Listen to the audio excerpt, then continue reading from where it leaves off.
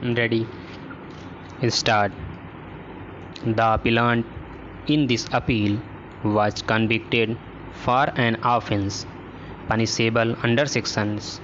279 and 304A of the Indian Penal Code for causing the death of a 7-year-old girl on account of his rash and negligent driving of his tractor.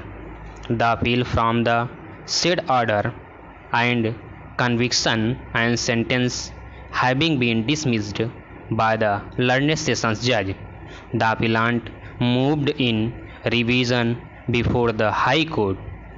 In revision, the Karnataka High Court, while confirming the conviction, set aside the sentence in respect of the offence punishable under section 279 of the Indian Penal Code, but maintained the conviction and sentence in respect of the offence under section 304A of the Indian Penal Code, whereby the appellant was sentenced to undergo simple imprisonment for 6 months and to pay a fine of rupees 2000, and in default of such payment to undergo further simple imprisonment for 3 months and also to pay a fine of rupees 600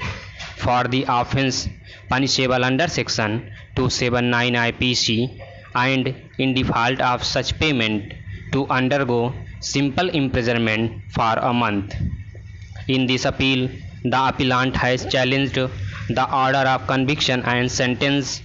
passed by the additional civil judge within Junior Division and judicial magistrate, and the subsequent orders passed by the Sessions Court and the High Court,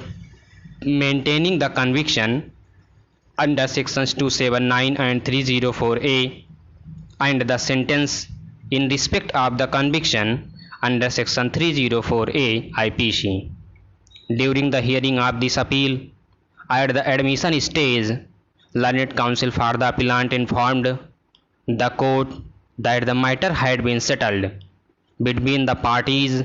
and a compromise petition had been executed between the appellant and the complainant. On such submission, the complainant was impleaded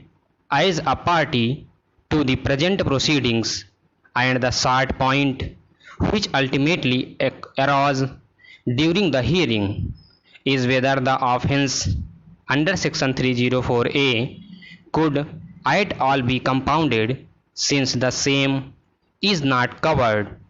by the provisions of section 302 IPC.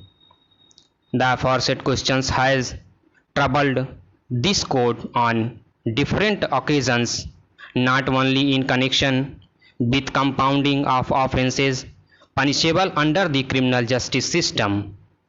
but also in respect of civil matters and in respect of matrimonial matters, in particular where the court had to strike a balance between the rigidity of the law and doing substantial justice to the parties. In order to meet certain unusual situations, this court has from time to time taken recourse to innovations and the powers vested in it under Article 142 of the Constitution in order to give a cutus to a litigation demanding a pragmatic solution. It has also been consistently held by this court that when an offence did not come within the ambit of section 320 of Criminal Procedure Code,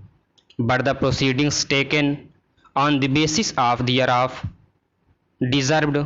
to be terminated, a sentence could always be reduced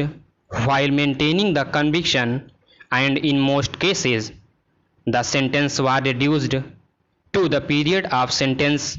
already undergone. In other cases,